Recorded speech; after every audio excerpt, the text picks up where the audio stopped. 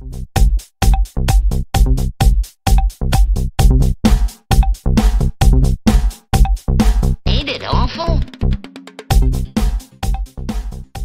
guys, welcome back to the channel. In this video, we will be revealing the name of the green 91 LX, so we will be sharing that with you guys.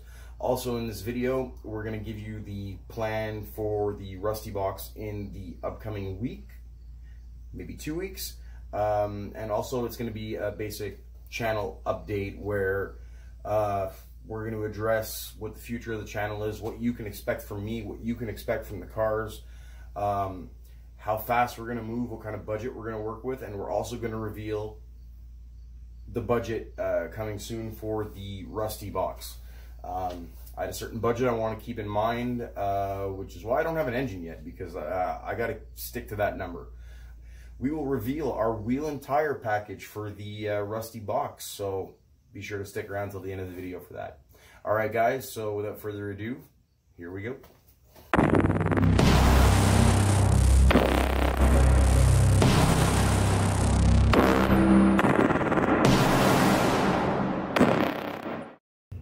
So there you guys have it. The 91 LX has a name. Kermit the Fox. I don't know. I kind of dig it. I think it's pretty funny. I grew up in the 80s, so for me, Kermit was a big thing, I guess.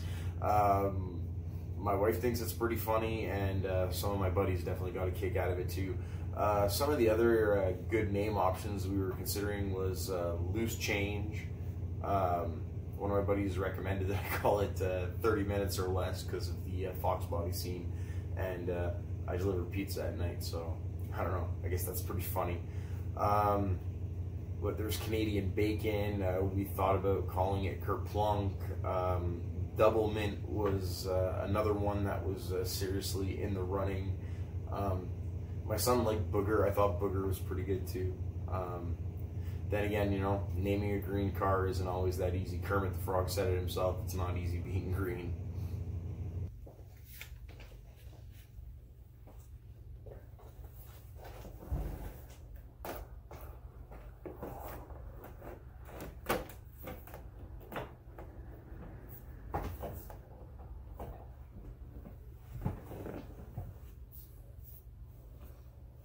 Hey YouTube!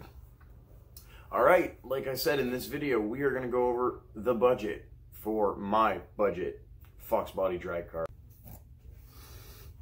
Hope you guys have a nice cold drink. This is Mountain Dew. Alright guys, I want to talk from my heart, my brain, to you, the viewer, my subscribers, and just some casual viewers. You're going to see a lot of people saying budget build, budget build, budget build, build on a budget. I've been hearing this since I was 10, 11 years old and I started buying magazines off the racks. Yes, that's right. There was no internet, or at least I didn't have it at that time when I was young man. And I've been reading about budget builds and budget Fox bodies my whole life. This is the first time I'm actually putting it into perspective. And when I decided to do this, and I decided to take you guys along for this journey, I'd always said there's a few basic principles that I want to stick to.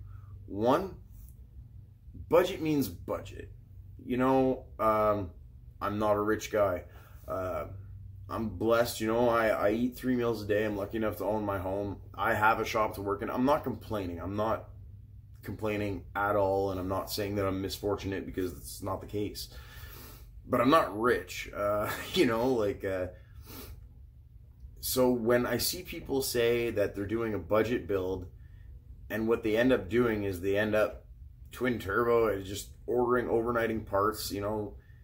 You ever watch one of those like Power Nation or Hot Rod TV and they're building on a budget, but you just watch them spend 20 grand and say, we spent $7,000. Well, yeah, you know, if you have a machine shop and an engine shop and a dyno, and you have every Mac tool and Snap-on tool and Matco tool imaginable, and yeah, then you know what? Your possibilities are endless.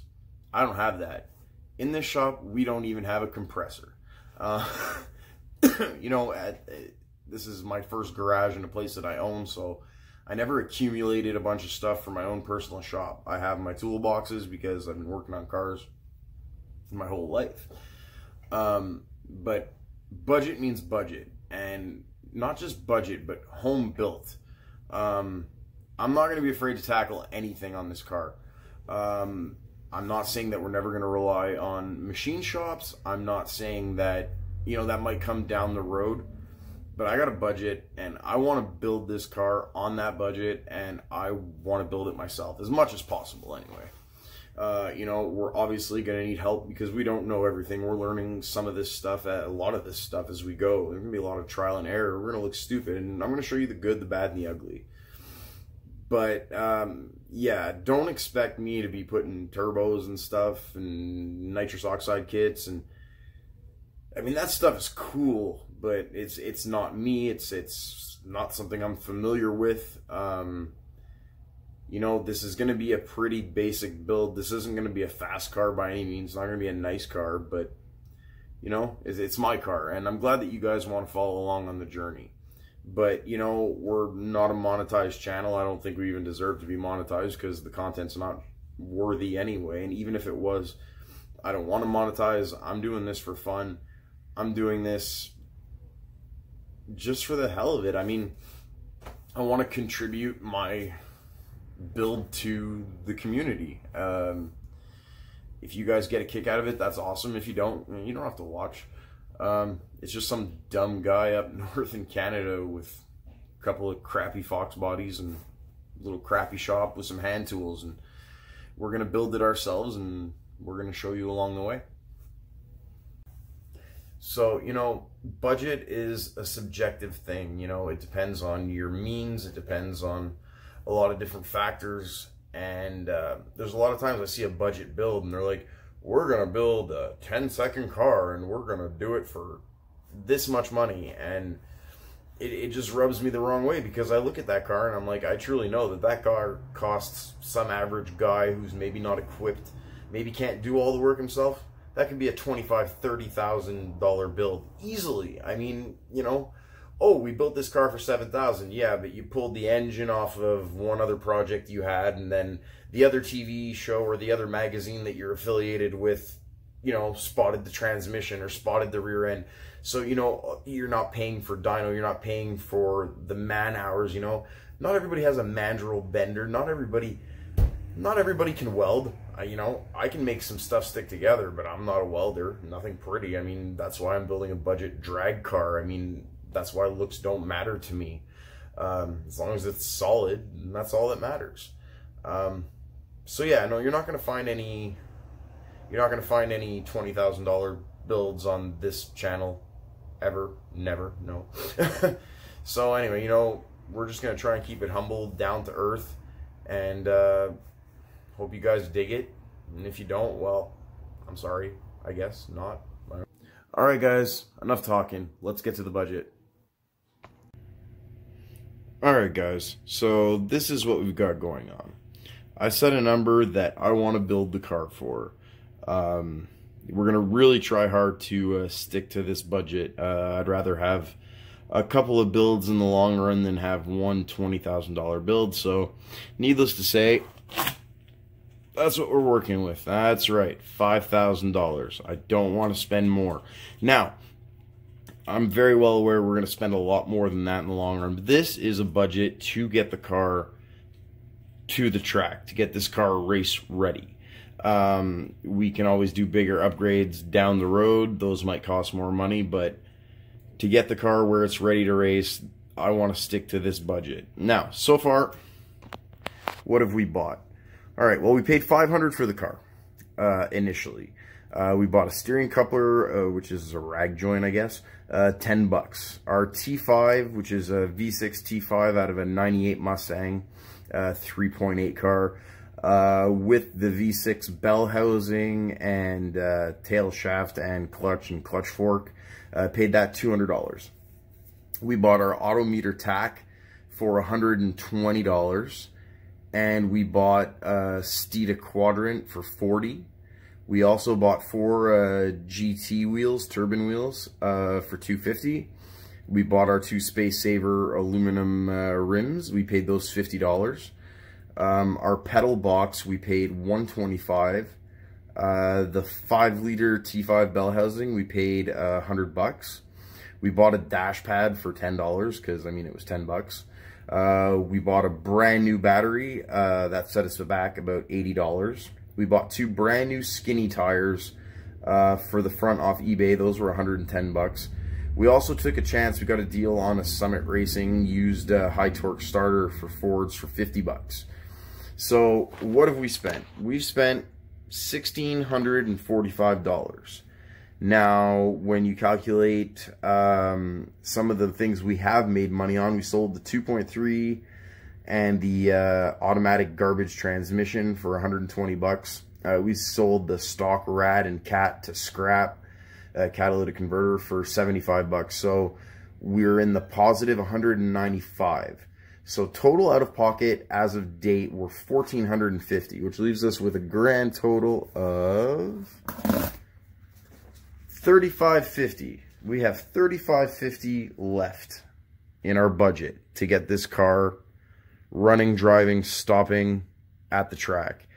So needless to say, we're going to have to count every penny, and we're going to have to wait on deals. We're definitely going to have to work on our patience and not buying something right away just to have it because it's available, even though it's too much money, which you can see from some of my parts I've already done. So we're going to try and be a lot more mindful about how much money we spend and where we put the money, because $3,550, that's not a lot of money. We're going to have to do as much used junkyard as we can. Probably won't buy much or anything new. I'm going to at least try to avoid it. Always try to save money. Alright guys, like I said, our budget is $5,000, which means we have $3,550 left to spend to get this car track ready. Can we do it? Do you think we can do it? Alright guys, we're going to go over some of the things that we absolutely need just to make it to the track. Now, some of them we don't necessarily need, but this is the things we would like to get together before we hit the track. We're going to need an 8.8. We're going to need axles. We're going to need a gear, torque box kit. We're going to need uppers, lowers. We're going to need rear shocks. We're going to need a battery box. We're going to need a fuel cut, a power cutoff switch. We're going to need, we're going to need a clutch cable, firewall adjuster, a clutch, flywheel. We need a backing plate still. We need our double hump cross member. We need a dizzy. We need coil, ignition. We need subframe connectors. We need a water pump. We need a 302. We need heads, cam, intake, carb. We need front suspension. This thing needs brakes, I know for a fact. Wheel bearings. We're going to need headers. We're going to need rad. We're going to need a fan. We are going to need slicks. We're going to need hood pins. What else? I know I'm forgetting stuff. Oh my goodness. We're going to need all the hoses, upper, lower, rad hose. Thermostat housing. We're going to need, it needs a new brake booster. Going to do the master cylinder at the same time. We need a fuel pump, fuel delivery system. We need to figure out what gas tank we're going to use. There's still a lot of things left to figure out, and that's just like the bare minimum. There's still a lot of stuff that we can do for free too. We can continue on its diet, which we're not done with. There's still a few little trinkets we can mess around with without spending any money, but we're getting to the inevitable point where the pocketbook is going to have to fork over a little bit. Now, keep in mind, I don't necessarily have all the money ready to pour into this. This is what I, in my mind, want to spend in the next year. Now, a lot of you guys are going to say, hey, I found this deal and I found that deal. No, we got to work it. We got to work it slow. I work Monday to Friday, well, even weekends, evenings. I work like everybody else. I don't have a ton of disposable income. So this is going to have to go with my budget and time we can give. That's for sure. So, alright guys, that's just basically the Rusty box. That's the budget. We're going to spend under $5,000, and that gives us $3,550 left to spend to do everything I've named on that list. So we've definitely got our work cut out for us, but I think we can do it, and I want to know what you guys think in the comments down below. Thanks guys. Alright guys, we're back at work here. Got us a piece of aluminum plate, and we are tracing out the old radio plate, and we're going to make us a little holder for our gauges for the Rusty box. Alright, in this video we went over the budget for the Rusty box. We went over what you can expect from what I'd call a budget build. We also revealed the 91 LX's name, Kermit the Fox. So we have the Rusty box, and we have Kermit the Fox. Only we know what's next. Just to let you guys know on the channel, I want to thank you all for watching every time. I know it's long, it's drawn out, it's boring. But for those of you that watch, oh, is that one of you? Probably not. I want to thank you guys for watching every time. I want to thank you guys for commenting and giving me advice and input. Some of it's great, some of it's funny, but it's all appreciated, right?